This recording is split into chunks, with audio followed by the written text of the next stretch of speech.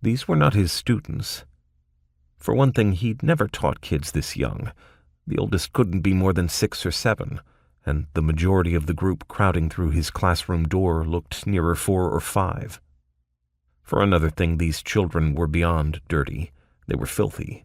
Hair matted, skin thick with dirt, clothes a motley of stains. Not to mention the smell they brought with them, the pungence of garbage bags heaped high on the sidewalks outside cheap restaurants.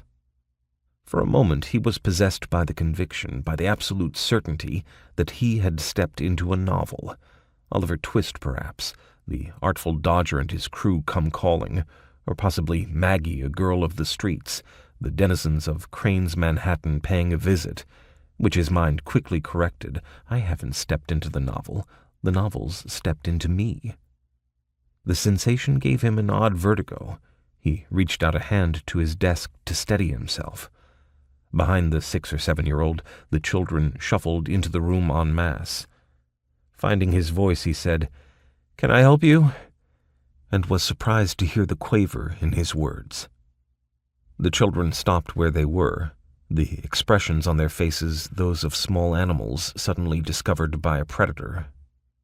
The possibility that this was some kind of strange joke, one of the seniors playing freak-out-the-hard-ass English teacher, flashed through his mind only to be rejected as paranoia. Anyway, there was too much about the scene in front of him that didn't make joke sense.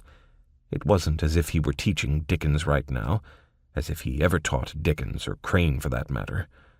That he could recall, he'd never made mention of any phobias involving groups of small, dirty children either. He stepped around the desk, closer to the kids. "Are you guys okay?" The children's eyes tracked him as he drew closer to them, bent over slightly as he said, "Are you lost? Were you on your way someplace?" Maybe a student organization was doing something with kids from one of the more run-down sections of Worcester, having them to lunch or something. Although, Jesus, if that were the case, you'd think the kids' parents could have done a little more to clean them up. Not that they had to be wearing dresses and suits, but still.